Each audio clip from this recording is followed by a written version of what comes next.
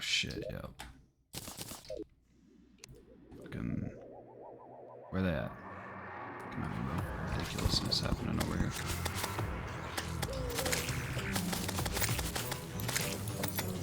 Mowing the lawn and killing goblins all at the same time.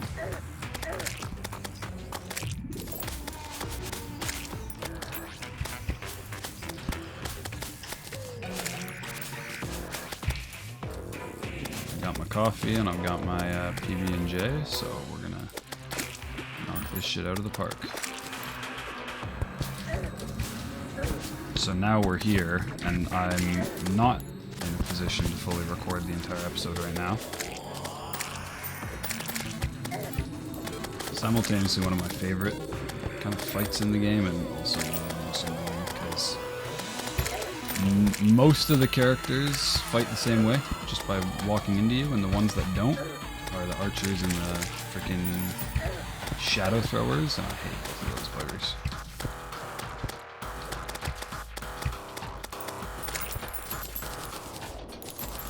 Dude, the golfer's just been massacring them over here.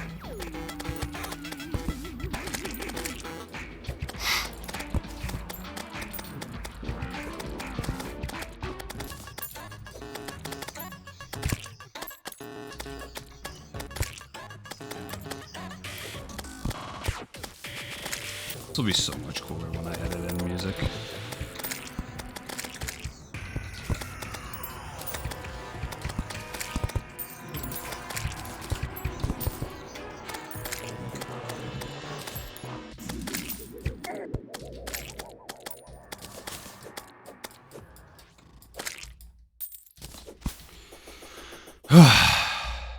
Alrighty, ladies and gentlemen, welcome back to Terraria.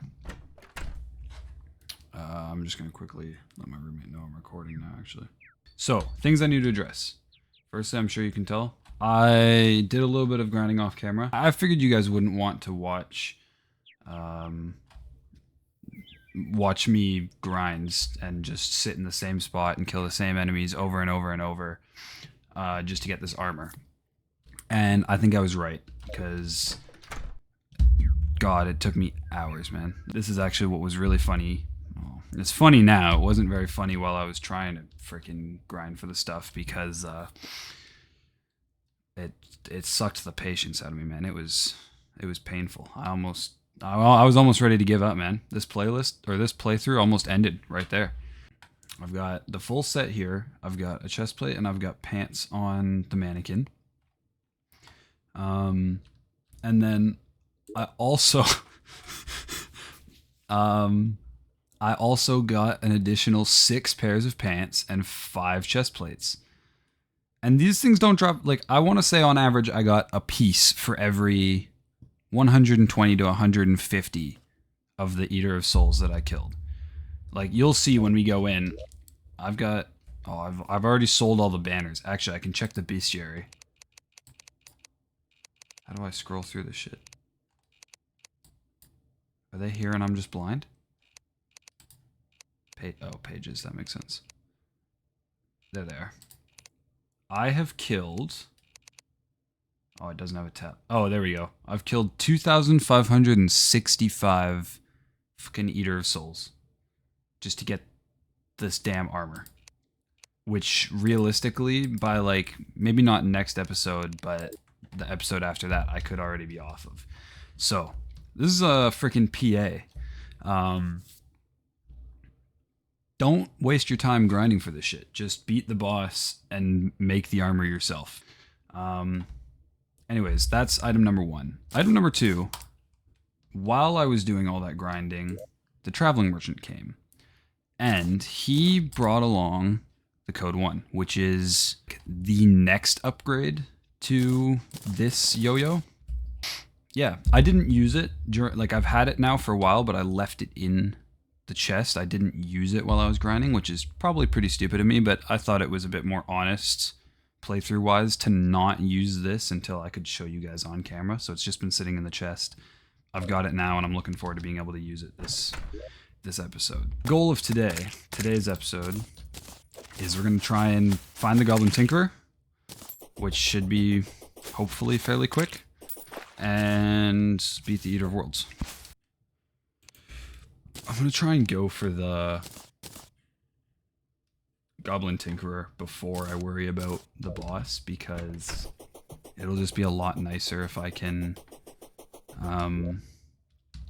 like if I can have more of my accessories combined and working. So I'm just going to take like a similar path to what I took in the last episode when I went mining. I do have my lucky horseshoe on so I can free fall to my heart's content.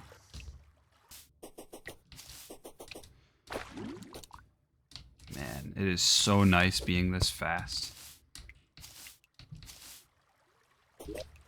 Like, so I kind of forgot. I haven't really gone over what this armor does or why it was so beneficial to have. So, for starters, it has much better defense than the snow coat I was wearing. So for a boss fight, that alone will be invaluable. But on top of that, it gives me crit chance, which is a good, like, that's just extra chance of doing double your damage, right? So there's nothing to complain about there. But increased movement speed and acceleration is extremely nice to have as well.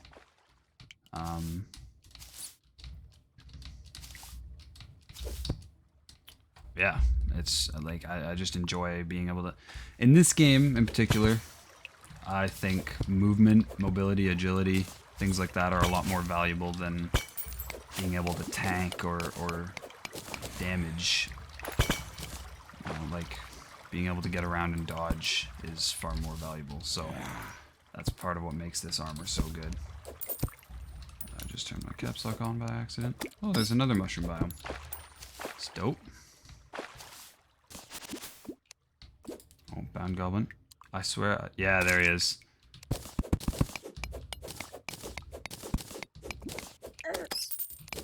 I wonder if it... Oh.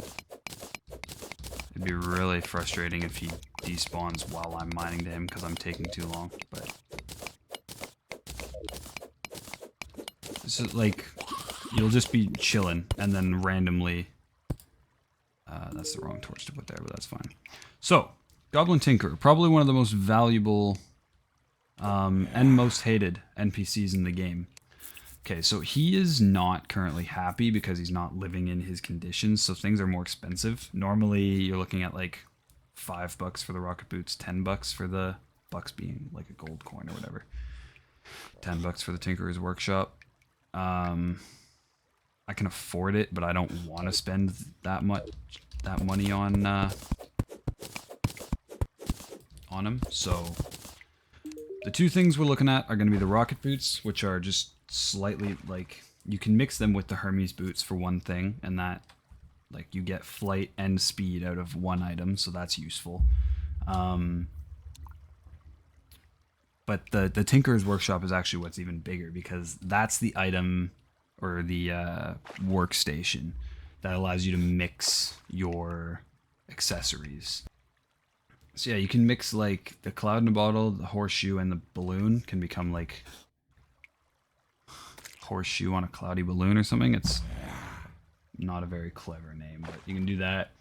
The counterweight, the string, and an item that we can't get yet, but that we'll be able to get once we go into hard mode, called the yo-yo glove. You can mix all three of those together. You get the yo-yo bag, and it's like one accessory. Just combines all three. That's the main thing, is it is just mixing accessories. Very, very few of those give you like a secret or boosted performance. It's literally just so that you can have multiple accessories worth of bonus in one space, because obviously you have limited slots for your accessories.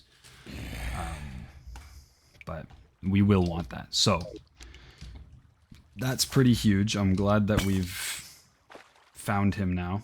Let's take this, and then maybe I'll end up coming close to the railway that I went to earlier that was near the lava level. And that could be good, because then I can put his house down there. We'll set up the pylon system down there eventually. And then I don't have to worry with making like a full elevator. I can just... Also gotta stop using this. It's gonna fuck up my torch luck. I can make like a teleportation and then elevator down like just a small distance. Other thing that I like doing often is I will I'll like take these old shacks and I'll make them like I'll rebuild them. I'll freaking, there's like a word in real life for when you find an old, restore I guess is the word. And I'll kind of make like the underground towns out of that. I could do that here. Granted, I'm pretty sure that's the shack that I made the comment about being designed terribly, so maybe that's not the best. Oh, but there's a railway there that I didn't fully explore. It'll probably have a shack tied to it. Same with that one. All kinds of options. There's a shack. Is that where we want to make the Goblin Tinkerer live? Is that a good that's a good existence right there, right? He won't be miserable living there at all. That's clutch. Dude, this is one of the luckiest playthroughs I've ever had. I'm not even kidding. Aside from the fucking... I don't want to hold on to those two. Aside from the whole grinding for the frickin' armor set. Just hopped that, dude. Okay, I'm gonna put that on. That's gonna be pretty huge. That just gives me 7 seconds of heaven for when I fall in lava. It's that bar. It basically gives me like a breath meter of lava survivability, so I can just plunge into orange hell and stay alive as long as I get back out of there quickly. That lava charm will actually be really clutch just for taking these railways as well, because now if they go through any lava puddles, I won't die. Like this one. Oh, never mind, we're chilling. Oh, but I did find another railway. I almost asked what that guy just dropped. It was just his head. Oh, granite biome. Found one marble and one granite. That's pretty dope.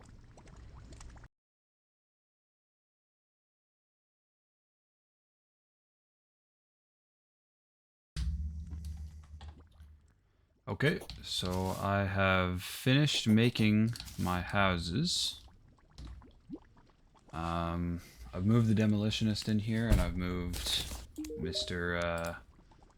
Buddy. Yeah, see, so now he's selling the cavern pylon, and he's happy. He likes the fact that it's not okay. That bunny just killed itself. Lovely. So Tinkerer's Workshop, we're gonna buy that. I'm gonna put it down here, I guess. GPS, that's a good start. Oh, I suppose I can sell him some of the stuff I need to sell now, too. Chain knife, that's no good. Compass is a duplicate. While I was building these houses, a couple of Tims showed up. I'm not playing magic, so I don't really need any of this as armor. I'm going to sell one of them and hold on to the other to put on like a mannequin or something down here. You know what I'm going to do, actually? I'm going to put this up here with him, because that just seems more fitting, and I'll put like a statue or an armor stand or something down there. Okay, what do I want to mix here? Cloud in a bottle, lucky horseshoe, and grid balloon. So we got cloud in a balloon, and then blue horseshoe balloon. There we go, that's one big mix.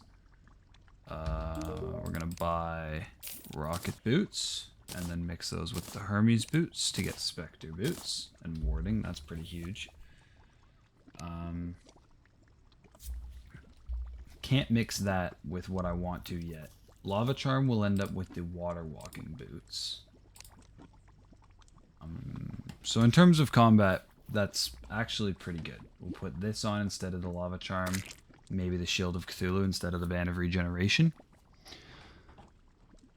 And that's probably all we need. So the last thing I'm going to do here is set up a pylon.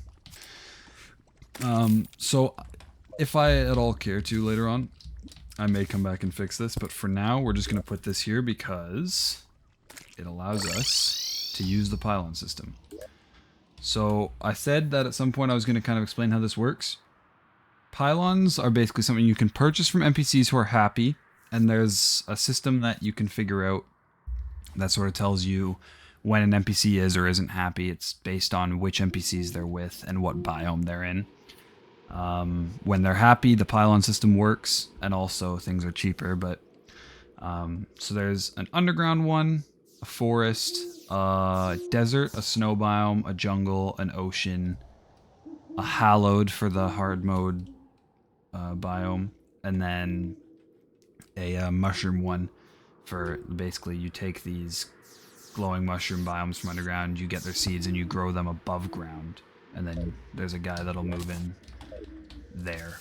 But yeah, they're really convenient because like I can at will of no cost I can just teleport between these 2 points, right? So very good to have. Let's make a heart lantern. Only need 1 for now. Oh, I can make potions because I have glowing. Actually, I will do that. Let's do that for now. Okay, Abigail's flower. Let's put this on. Yeah, I think that's alright. And then... yeah. Let's go kill an Eater of Worlds. Oh, I didn't look at potions again. That's fine. Thorns, potions, and a good attitude. That's all I need. Oh, you know what else will suck, though? Let's make some platforms so that I can kind of get in and out of there quickly. Okay. It's freaking predecessor to the piece of crap we're about to fight.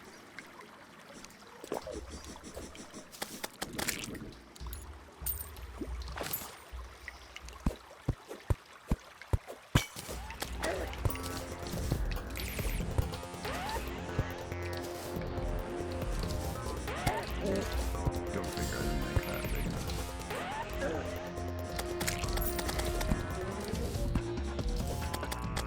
Now, I don't know if it's actually better to fight this guy on the surface or underground normally. He shoots more when he's above ground, but he can wrap you up and get you trapped a lot easier if you're underground. So it's... how do you feel about your dodging skills versus your tanking skills, I think, is kind of the dilemma to approach. I also set myself up for success on the surface, I think, so...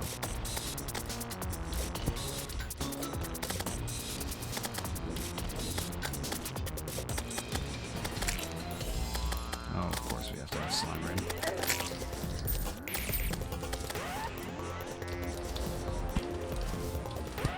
This is actually a very slow and methodical fight. I feel like crap, that stuff does a ton of damage though, and I'm not trapped again. I literally just chose to push through that. I'm letting them push me away from my arena. Oh, I might genuinely lose this just because I'm being dumb.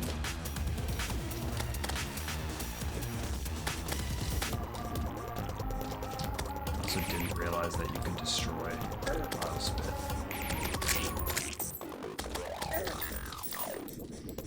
Yeah, no, I'm dead. That's so frustrating, bro. Like, fighting him yo-yo is actually one of the most annoying things, apparently, because you just can't do any kind of AoE damage or anything, which is literally what you need to beat him.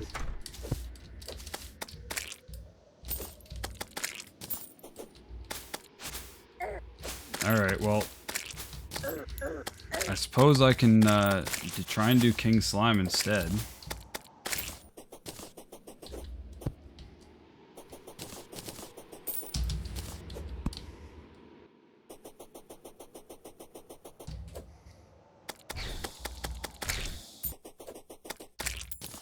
Alrighty, here we go.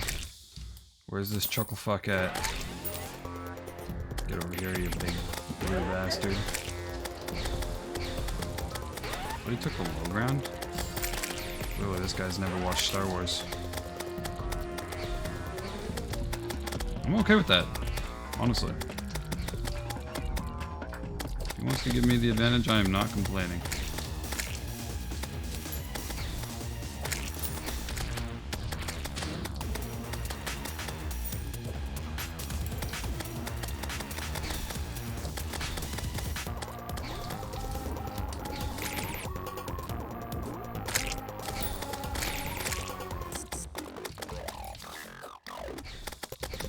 Back down there, big man. I didn't even have to take my Thorns potion. Like, there's barely even anything to say, because this guy's just... The fight's just so unexciting. I didn't realize this guy was going to be such a willy weakling. But he's standing on business. Oh yeah, I forgot you get the, slime. Pet slime or whatever. Actually, I wish I had a copper short sword. I would have tried to tame one of these guys.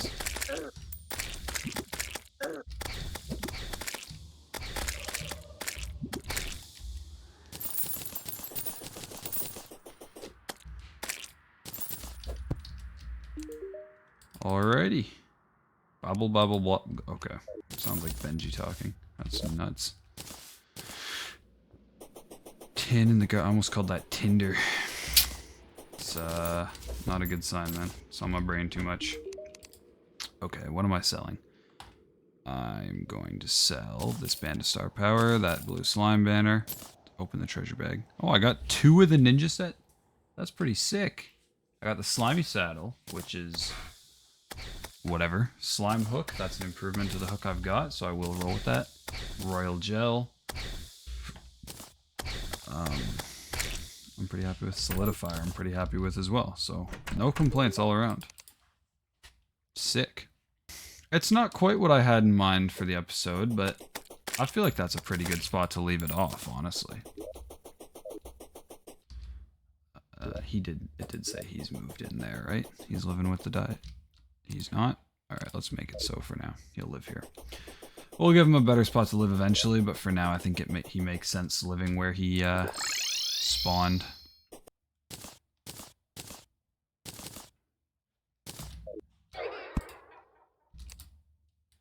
Slime blocks aren't very useful for now. Frozen slime blocks are pretty huge later on.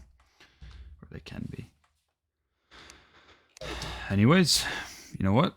That's a good spot to leave it. I will work on the arena and the corruption a little bit. Maybe give myself a couple extra layers of platforms to work with. Maybe make them go a little wider so I have more room to dodge the eater from.